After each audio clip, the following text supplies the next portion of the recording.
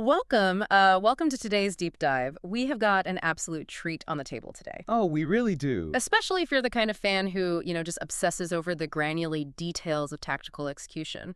We are cracking open the vault on game 4 of the season. The instantly legendary matchup. Exactly, the Crimson Tigers versus the Verdant Deer. And our source stack today is beautifully dense. We've got the official Manheim Academy Manaball rulebook on hand for technical reference. We have highly classified team strategy logs. Which someone kindly leaked, by the way. Right, thankfully for us.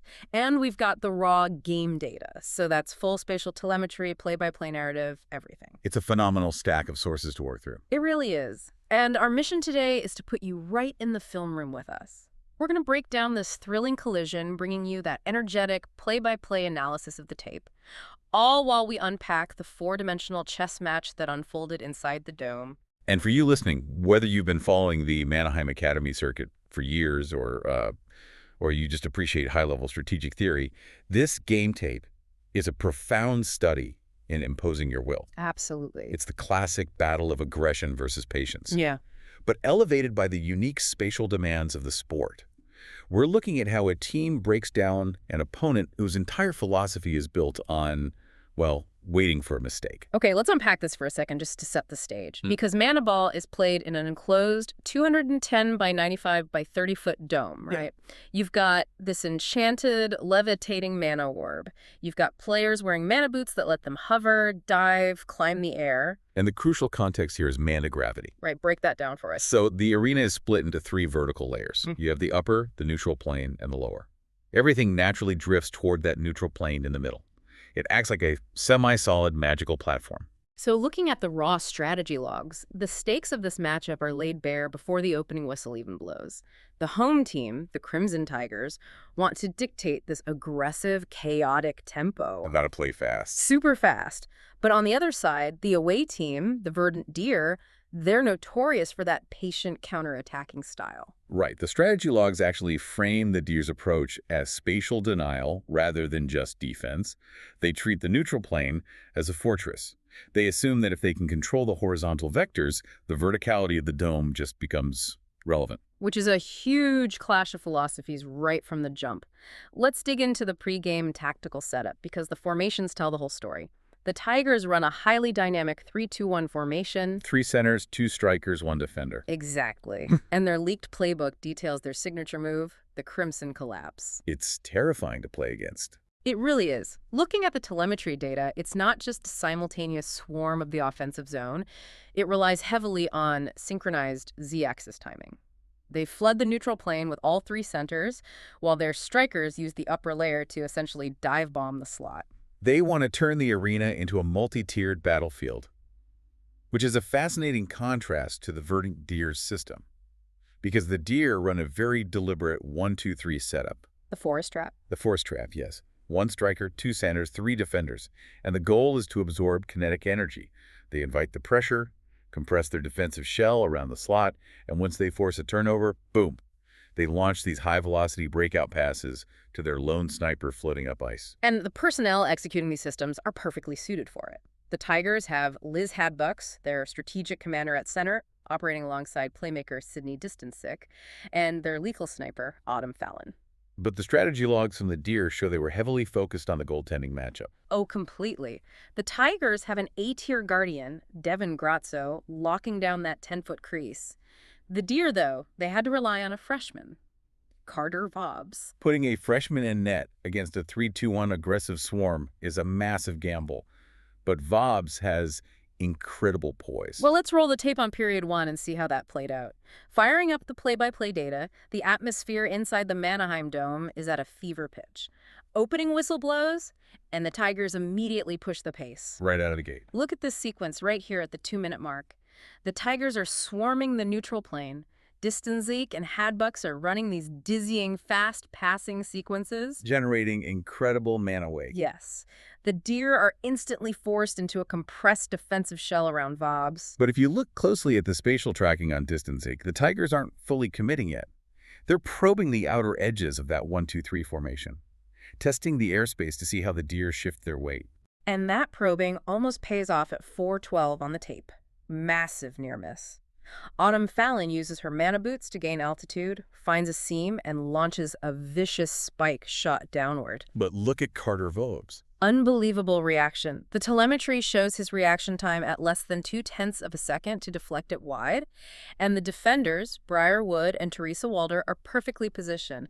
They are taking absolute heavy artillery shots off their own pads to keep the Tigers off the board. The raw data from these first 5 minutes is incredibly telling. The Tigers had 80% possession but 0 goals. Yeah. This is the Verdant deer strategy working exactly as intended.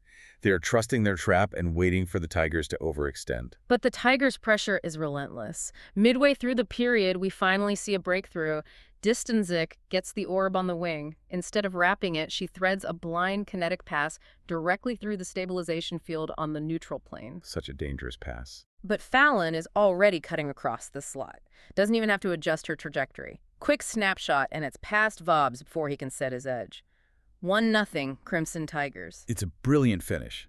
But pay attention to the Deer's bench in the strategy logs right after that goal. Total calm. Exactly. No panic. Mm-hmm. The coaching staff knows abandoning the trap against that much momentum is a death sentence. And that discipline pays off. Just 2 minutes later, the Deer get their window. Leah Wiskath makes an unbelievable read down in the lower layer. She intercepts a lateral pass, and the momentum violently swings. The transition is so fast. She uses the lower layer's upward drift to launch a breakout pass to Bannock McBain on the neutral plane. McBain hits Valmagnati streaking into the offensive zone. Clean look at Grazzo, and he buries it. 1. 1. That sequence right there is why the 1-2-3 formation is so dangerous to play against. It looked passive until it suddenly isn't. By the end of the first period, the score is tied, perfectly illustrating the tension between the Tigers' onslaught and the Deer's forest trap. So that completely flips the script heading into period 2. The tape shows the Tigers absolutely turning up the heat. They start radically varying their altitude, creating these overlapping multi-tiered attacks. This is where the strategy dogs get really interesting. No. The Tigers' coaching staff realized that staying strictly on the neutral plane was playing into the Deer's hands.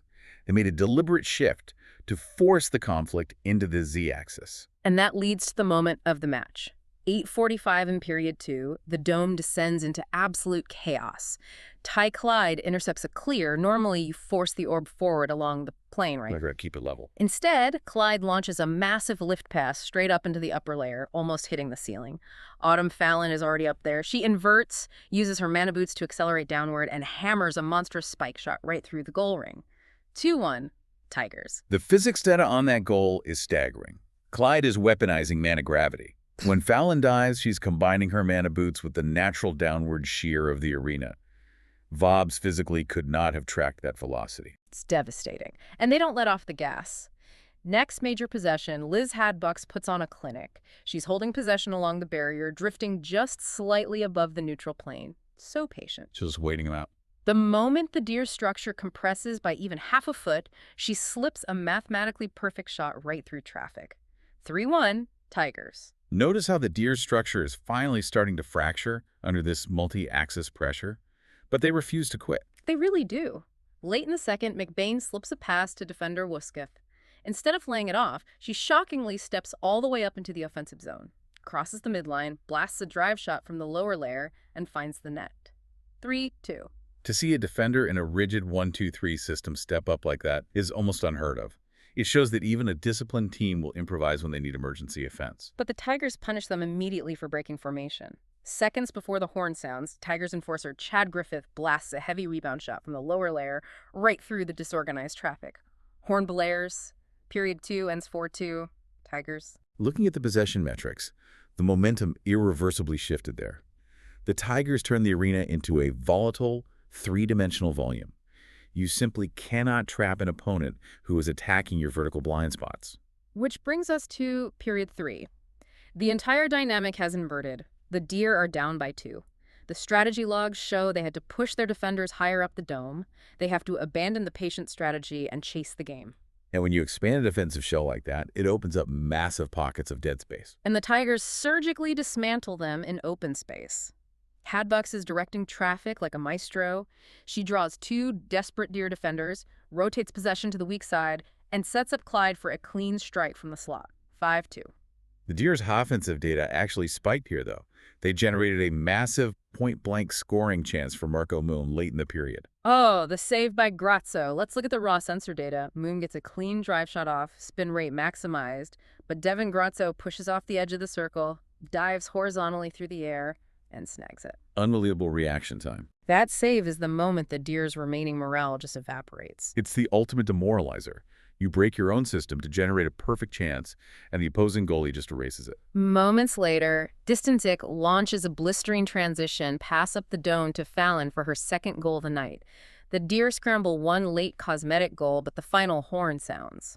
6-3, Crimson Tigers. Looking at the final box score, the depth of the Tigers' dominance is clear. They outshot the Deer 31-25. Distancic finishes with 3 points, 1 goal, 2 assists. And Devin Grazzo anchors the win with an 880 save percentage, 22 saves. And Carter Vobbs fought hard for the Deer. He really did, 25 saves. But the sheer volume and varied trajectory of the shots were just mathematically overwhelming for a freshman. So, synthesizing all of this tape and data, what is the core strategic takeaway for you, the listener? How do we take this 4D tactical breakdown and apply it outside the dome? The real insight goes far beyond dictating pace. This game is a masterclass in axis disruption. The Verdant Deer built a practically flawless two-dimensional defense. It worked in the first period.